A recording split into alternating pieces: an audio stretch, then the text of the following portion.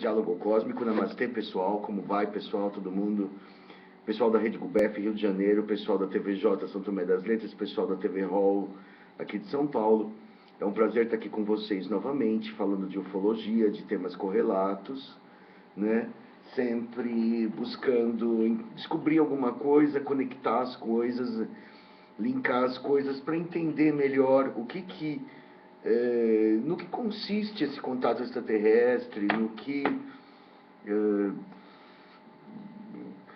em vez de ficar especulando tanto, né, na internet, lendo histórias, a gente tenta talvez cruzar fatos e descobrir o que faz sentido e o que não faz sentido, porque às vezes, se você apenas absorve passivamente tudo que está escrito, né, você se torna uma vítima, você acaba acreditando em qualquer coisa. É o satélite não sei do que, é a FEMA, é não sei o que, tudo vale, né? Mas a gente tem algumas coisas assim, em ufologia, em espiritualidade, em mistérios, né? Coisas que são mais ou menos comprovadas, coisas que aconteceram de fato e que adicionam pra gente alguma noção do que pode ser real e do que pode não ser real, e alguns mistérios assim não resolvidos que deixam pra gente uma noção de como que funciona o universo e do que a gente ainda não entende, que é ciência, mas que para nós parece misticismo, né? Uma dessas coisas que é muito comentada, por exemplo, no caso da Betty Andreasson, que eu coloquei no meu último Diálogo Cósmico, é a questão do ET que atravessa uma parede, né? O abduzido, quando ele está sendo levado para dentro da nave, ele é abduzido, ele atravessa o teto da casa, ou a porta, né, e não sente nada. Isso, por exemplo, é muito relatado nos relatos de viagem astral, né? Quem faz viagem astral consciente, inconsciente, em sonho, lúcida, seja lá o que for, relata muito essa cena de subir, né, através das paredes e literalmente varando o teto, né, e indo para o espaço, indo para as nuvens, voando, né? Mas em abdução isso é muito comum. E eu, por exemplo, me lembro da minha primeira abdução, né, que foi aquela dos Greys, lá no quarto da moça, da Monique, quando ela me cedeu o quarto para dormir lá em São Pedro. Lá pelas 3 da manhã, né, aquela hora clássica, eu vi 3 Greys cruzando a porta do banheiro, né? E eu lembro que aquilo me aterrorizou muito. Aquilo é muito bizarro quando a gente não está acostumado a ver as pessoas atravessando a parede, né? E mesmo os espíritos que eu já vi, né? Eu tenho um pouquinho de clarividência, um pouquinho. Eu já vi eles no quarto, quer dizer, eu vi os caras, por exemplo, eu já vi pessoas parentes, né, amigos e tal, eu já vi materializado no quarto, geralmente durante a noite, né? Você vê na tua frente e fala assim, bom, é a pessoa que você conhece, né? Eles poupam você daquela parte bizarra de se materializar ou de atravessar uma parede e te assustar, né? Mas existe dentro da história da paranormalidade um relato frequente de seres que atravessam a matéria. Se a gente for pensar em termos da física, o que seria isso, né? Existem as interações atômicas, a interação atômica forte, a interação atômica fraca, a gravidade, né? E existe uma coisa muito curiosa, que se a gente fosse ver os átomos como eles realmente são, eles são como um sistema solar, né? A grosso modo, né? Quer dizer, a Terra está aqui e Marte está lá, Vênus está lá, o Sol está lá longe, né? A distância entre os corpos do sistema solar reproduz um pouco, né, as distâncias das partículas, os prótons e os elétrons. O próton e o nêutron estão no núcleo e os elétrons estão lá girando, né, naquelas camadas eletrônicas. As camadas eletrônicas fazem a função de órbitas, né? E essas órbitas são distantes uma das outras, né? Tem aquela questão quântica que a gente não consegue determinar onde que o elétron está, mas de qualquer forma as distâncias são gigantescas dentro da escala do tamanho da partícula e da distância entre uma partícula e a outra, né? Então, assim, por exemplo, a gente pode fazer assim uma grosseira associação, né, entre o formato de um átomo e um sisteminha solar, entendeu? Por exemplo, onde você tem os planetas muito longe um do outro. Se você for pensar o tamanho da Terra e a distância que ele está do próximo planeta, Marte, é absurdo a relação, né? Por exemplo, de quanto que a Terra é pequenininha com relação à distância do próximo planeta. Tanto é que você cruza, você dá um giro em volta da Terra em 40 horas, mas você chega em Marte em 6 meses, né? Isso viajando a uma velocidade astronômica. Então, por exemplo, existe para os ETs e existe uma tecnologia que nós ainda não conhecemos que rompe essas interações. Então, por exemplo, é como, por exemplo, tem aquela história de galáxias que se interpenetram, né? Por exemplo, que a galáxia de Andrômeda está se aproximando da Via Láctea, né? E aí as pessoas falam assim, poxa, mas então vai explodir tudo? Não necessariamente, porque a distância entre as estrelas é tão grande que elas podem se interpenetrar, uma pode passar pela outra e não acontecer nada, ou acontecer, né? Então, por exemplo, duas estrelas, por exemplo, o nosso Sol, cruzando com um Sol de Andrômeda, com uma estrela de Andrômeda, pode passar batido, porque a distância, entendeu? Pode ser que um atraia o outro pela distância, mesmo que eles se cruzem, né, no espaço. Como a gente cruza um monte de coisa no espaço como a Terra cruza um monte de meteoros, cometas e tal, mas não perto o suficiente para dar o impacto. Então, por exemplo, seria possível na escala atômica que dois átomos cruzassem um ao outro sem bater, né? Sem dar a resistência, sem dar a interação, né? Sem interagir, ou seja, né? E a gente tem aqui na história do misticismo, na história do ocultismo, um personagem que exemplifica muito isso, a questão dos faquires, né, daqueles caras indianos que se espetam e não sentem nada, né?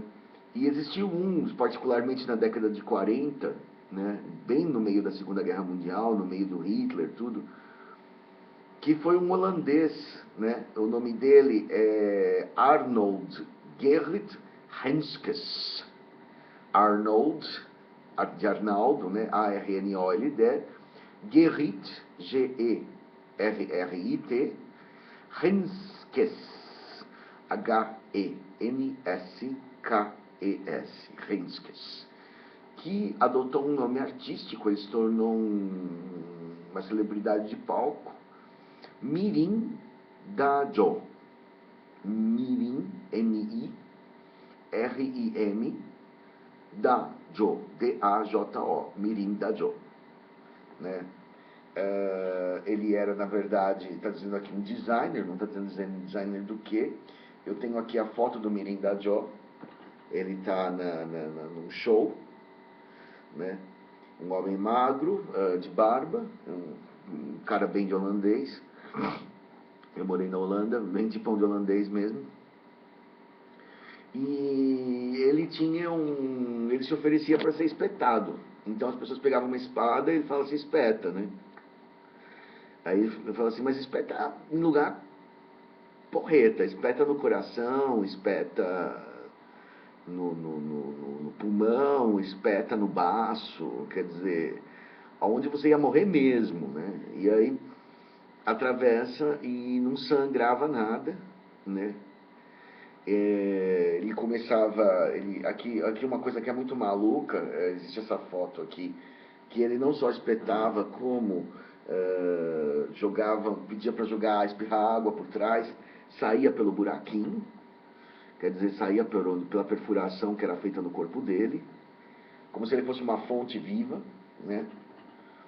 E ele foi estudado por cientistas e tal, e não acharam fraude nenhuma, e era um absurdo científico, né? Por exemplo, você imagina uma bala no peito, entendeu? Para você, né? Uma facada, qualquer coisa mata qualquer pessoa, né? Aí o que acontece? Ele conta que isso foi em 33, 1933, quer dizer, antes da Segunda Guerra Mundial. Ele começou a ter experiências paranormais diversas, tá? Por exemplo, ele começou a sonhar com pessoas mortas, a sobrinha dele, e depois ele começou a lembrar de outras experiências paranormais, como por exemplo, ele acordou um dia cheio, já na África do Sul, né? Que a Holanda tinha aquela relação com a África do Sul, naquela época. Ele acordou com o corpo todo cheio de tinta, e quando ele abriu, ele estava em estado sonambúlico pintando, né? Pintando maravilhosamente. Bom, é sonambulismo, né? Ele depois ele tinha pintado, e aí ele começou a...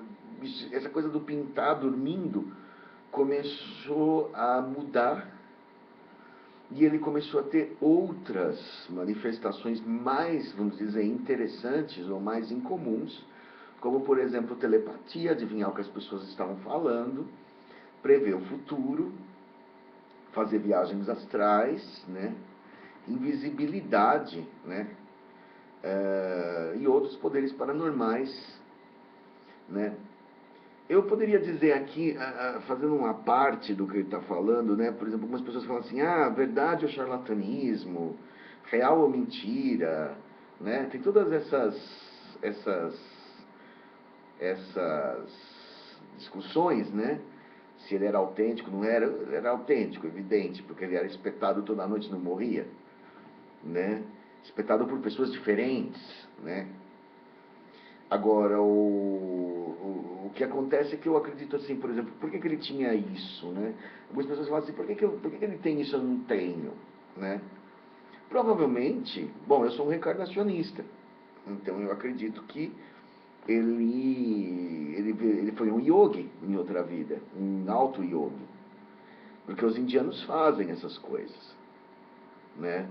Então o que acontece? Ele não trouxe isso, ele desenvolveu espontaneamente porque ele já trazia de vidas passadas, né?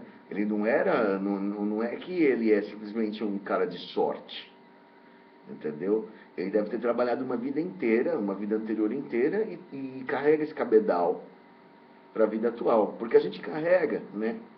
Por exemplo, a minha coisa de falar inglês, ser professor de inglês, uma vez eu estava num retiro budista, né?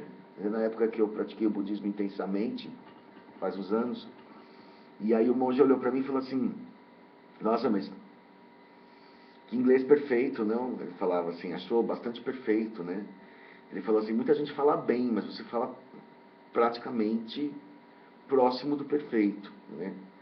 Ele falou assim, deve ser de vidas passadas.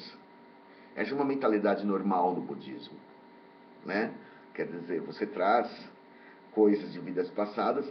Quanto mais evoluído espiritualmente você for, não que eu seja grande coisa, mas assim, quanto mais evoluído espiritualmente, mais você lembra as vidas passadas, né? As coisas boas e as coisas más que você fez, né?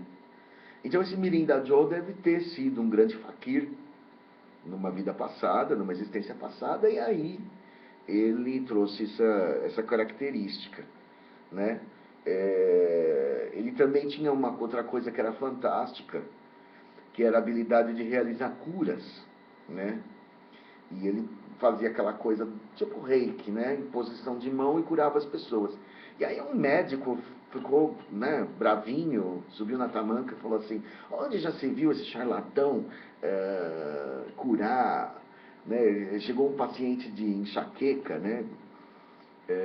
Que tem aquelas pessoas que tem algumas pessoas que têm enxaqueca permanente, né? Elas não importa o que elas tomem, elas não param de ter enxaqueca. Eu conheci umas mulheres que tinham esse problema. E aí o Mirinda Joe pôs a mão, a enxaqueca do senhor passou. Aí o médico ficou indignado, isso é uma charlatanice, isso é um charlatanismo, é uma indecência, é sempre aquele conservadorismo que existe até hoje, né? É uma indecência, não sei o que. Aí o paciente falou assim, Só que tem uma diferença. Você me deu 10 mil remédios e eu continuei com a dor de cabeça. Esse homem pôs a mão na minha cabeça e a dor passou. Em quem que eu vou acreditar? Né? Quer dizer, que diferença faz? Né? Se realmente funcionou.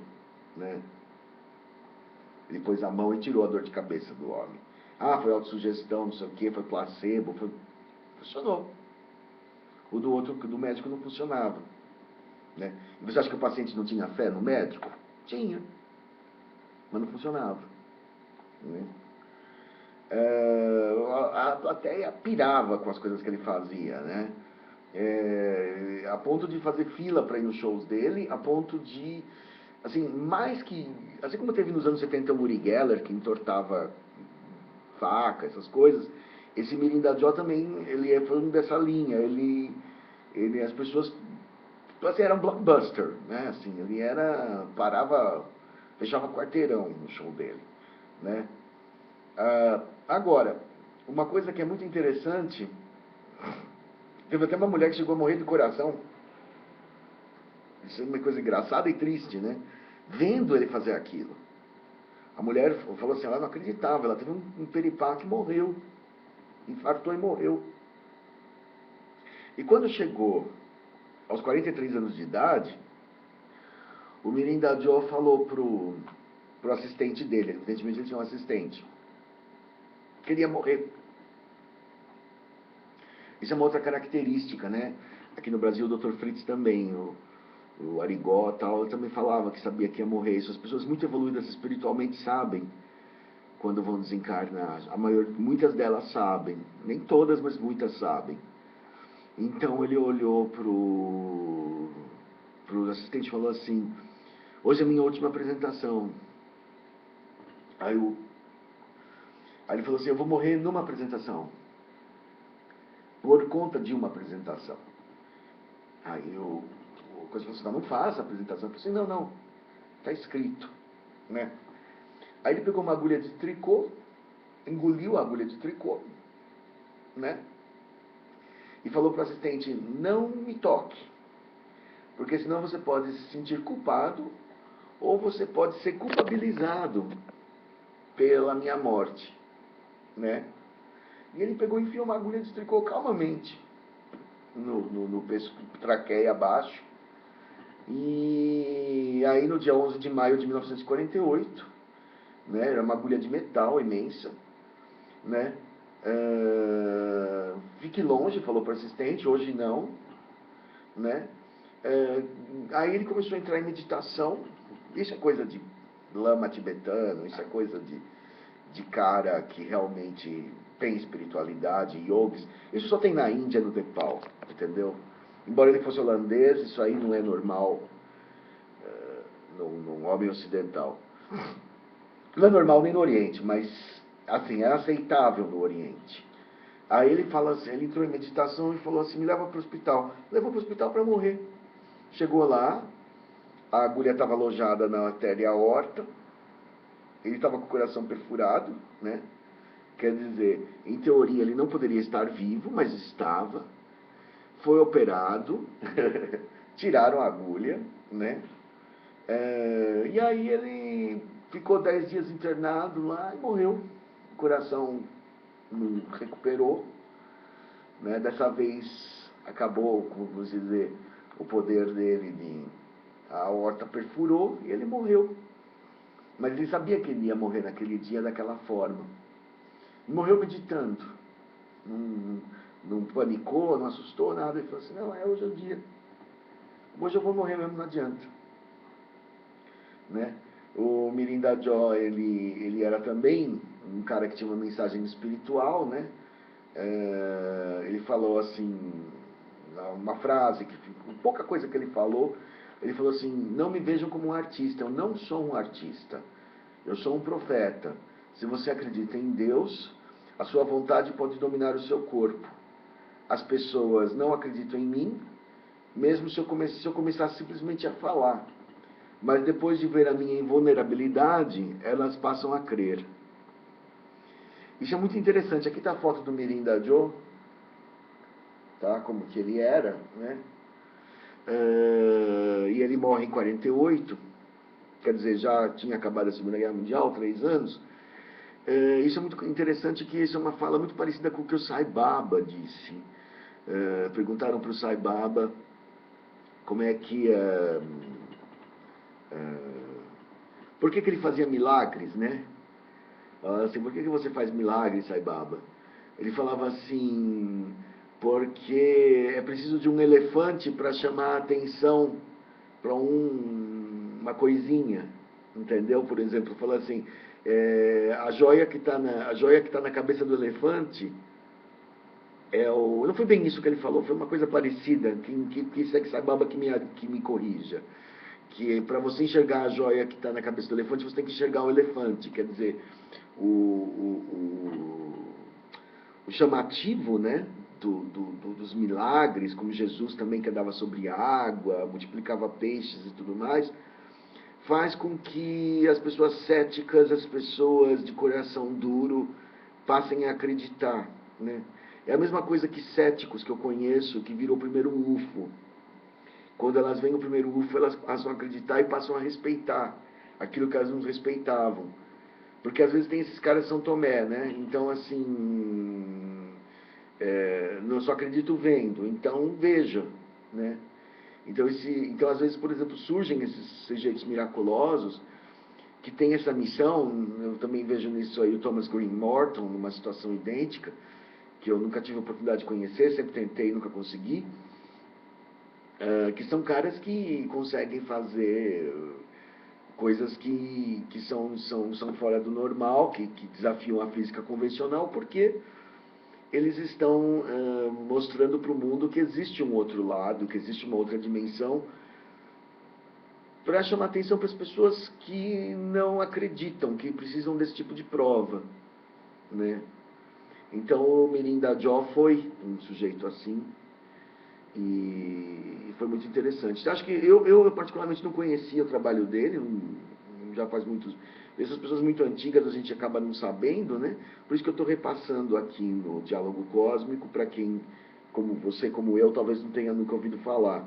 Quem me enviou esse relato do Mirim da Jó foi um rapaz chamado Bruno Freitas. Ele falou, faz um diálogo cósmico. Então eu agradeço o Bruno Freitas, tá? Que é aí um conhecido do Google+, que falou assim, esse cara é muito especial e interessa, né? Porque a questão por que interessa em ufologia? Porque transpor a matéria sólida é uma coisa que o ET faz. Só que o ET faz isso talvez por máquinas. Esse cara fazia, sei lá como, né? Tá certo, pessoal? Esse é meu recado de hoje. Esse é um diálogo cósmico sobre, não exatamente a ufologia diretamente, mas um dado que ajuda a gente a entender como é que ET consegue atravessar a parede, né? Será que o Mirim da Jó era um contatado? Será que ele era uma reencarnação de um yogi? Será que o extraterrestre usa o poder unicamente da mente para atravessar paredes, para romper a matéria? Ou será que é uma máquina que faz isso, né? Essas são as perguntas de $1 milhão. Eu não tenho resposta. Se você tiver, me dê. Ok, pessoal? Chico Penteado, programa Diálogo Cósmico, e Namastê.